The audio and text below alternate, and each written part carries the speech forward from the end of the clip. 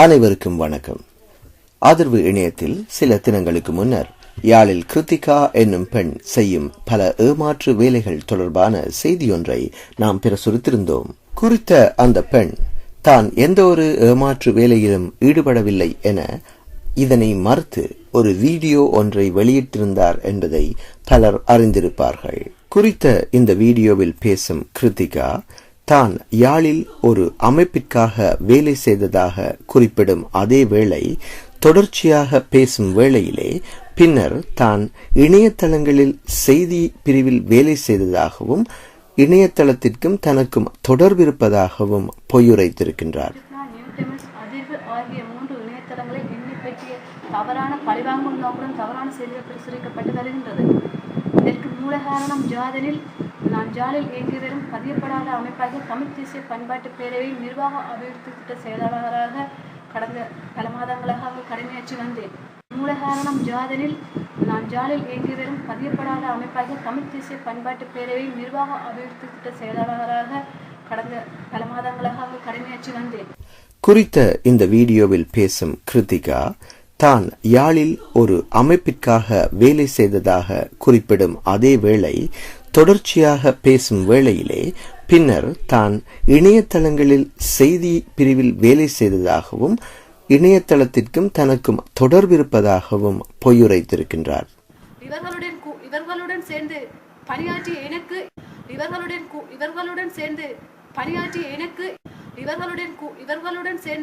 பணியாற்றிய எனக்கு இவர்களுடைய ஊழல்கள் அனைத்துமே எனக்கு தெரிந்த ஒரு விஷயம்.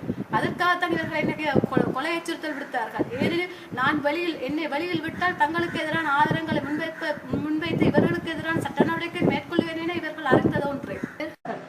ஆனால் இதனால் இவர்களுக்கும் எனக்கும் கருத்து வேறுபாடு ஏற்பட்டது.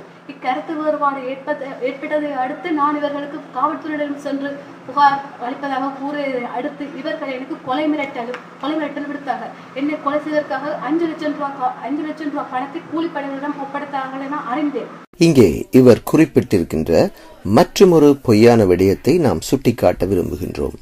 குறித்த இந்த வீடியோவில் கிருத்திகா அவர்கள் தெரிவித்திருக்கின்றார்கள், தன்னை கொல்வதற்காக சில இணையதள உரிமையாளர்கள் 5 லட்சம் ரூபாயை குண்டர் படையினரிடம் கொடுத்துள்ளார்கள் என்று.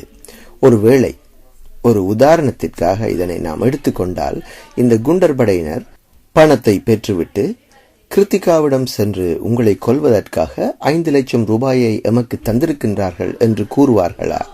இது நடந்திருக்க சாத்தியக்கூறுகள் தான் இருக்கின்றதா? மக்களே, நீங்கள் நிச்சயமாக சிந்தித்து பார்க்க வேண்டிய விடயம் இது. கொலை மிரட்டல் விடுத்தார்கள். என்னை கொலை செய்வதற்காக 5 லட்சம் ரூபாய் பணத்தை கூலிப்படைகளிடம் ஒப்படைத்தார்கள் என அறிந்தேன். போக மேலும் ஒரு விடயத்தை உங்கள் கவனத்திற்கு நாங்கள் கொண்டு வர வேண்டும். அதாவது, ஒருவேளை இந்த இவர் சொல்வது உண்மையாக இருக்கும் என்று மக்கள் நம்பினால் கூட இவருக்கும் குண்டர் படைக்கும், அதாவது தகவலை வந்து சொல்லும் குண்டர் படைக்கும் எந்த விதமான தொடர்புகள் இருக்கின்றது, ஒரு குண்டர் படையோடு இவர் ஏன் தொடர்பு வைத்திருக்க வேண்டும் என்ற விடயத்தை மக்கள் எண்ணி பார்த்தாலே இது அனைத்தும் பொய் என்பது மிக தெளிவாக புரியும். ஒரு பானை சோற்றிற்கு ஒரு சோறு பதம் என்று கூறுவார்கள்.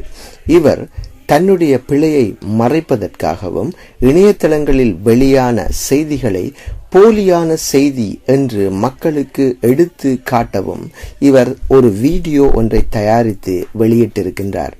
இலங்கை அரசாங்கத்தின் கூலிப்படையாக இயங்கும் சில சிங்கள இணையதளங்களும் மற்றும் சிங்களவர்களுக்கு வால் பிடிக்கும் இணையதளங்களுமே இந்த செய்தியை பிரசுரித்திருக்கின்றார்கள் என்பதனை நாம் நிச்சயமாக இங்கே கருத்தில் எடுத்துக்கொள்ள வேண்டும்.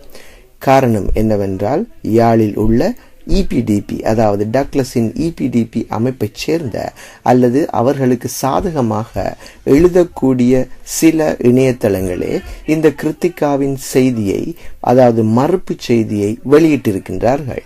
ஒரு புறத்தில் தான் யாழில் உள்ள பொது அமைப்பில் ஒன்றில் வேலை செய்வதாகவும் அதே தொடர்ச்சியில் தான் இணையதளத்திலே வேலை செய்திருப்பதாகவும் அந்த இணையதளத்திற்கும் தனக்கு முரண்பாடுகள் இருப்பதாகவும் ஒன்றுக்கு மேல் ஒன்றாக பல பொய்களை இவர் அடுக்கிக் கொண்டே செல்வது இந்த வீடியோவில் நீங்கள் பார்க்கும் போதே உங்களுக்கு புரிந்திருக்கும் என்று நாம் நினைக்கின்றோம். இதனை தவிர மேலதிகமாக நாம் எந்த ஒரு தகவலையும் உங்களுக்கு வழங்க வேண்டிய அவசியமே இல்லை. நாம் ஏற்கனவே இவர் கர்ப்பமாகி இருக்கின்றார் என்ற சர்டிபிகேட்டுடன் கூடிய ஆதார புகைப்படங்களை வெளியிட்டு இந்த செய்தியை முற்று முழுதாக எழுதியிருக்கின்றோம்.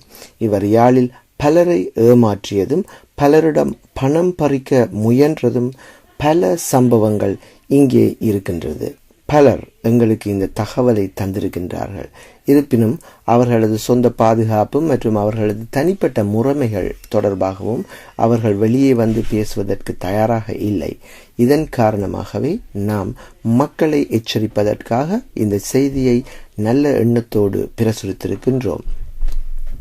குறிப்பிட்ட இந்த கிருத்திகா என்னும் பெண் இணையதளங்கள் பெண்களை பற்றி பல தவறான செய்திகளை வெளியிட்டு வருவதாகவும் ஒரு பெண்ணியவாதியாக தன்னை காட்டிக்கொண்டு பெண்களுக்கு எதிராக செயல்படும் ஒரு நபர்களை எதிர்ப்பது தன்னுடைய வேலை, தன்னுடைய கடமை என்பது போன்ற ஒரு தோற்றப்பாட்டை இங்கே உருவாக்க அவர் முனைந்திருக்கின்றார் என்பது மிக தெளிவாக புரிகிறது. அவரது பேச்சு, அதாவது பேச்சு நடை மற்றும் அவர் கொடுத்திருக்கும் இந்த காணொளியில் நீங்கள் பார்ப்பது உங்களுக்கு வெகுவாக புரிந்திருக்கும். அவர் எதனை சொல்ல வருகின்றார் என்ற அந்த விடயம், அதாவது பெண்ணியம் என்ற ஒரு போர்வைக்குள்ளே ஒளிந்திருந்து கொண்டு பாலியல் ரீதியாக யாழ்ப்பாணத்திலே பலரை ஏமாற்றி பல சுத்துமாத்து நடவடிக்கைகளில், பல ஏமாற்று நடவடிக்கைகளில் ஈடுபட்டு கொண்டிருக்கின்றார் இந்த கிருத்திகா. இவர் கூறும் இந்த விடயங்களை நாம் மிகவும் தெளிவாக ஆராய்ந்து உங்கள் முன்னே நிறுத்தியிருக்கின்றோம். நன்றி.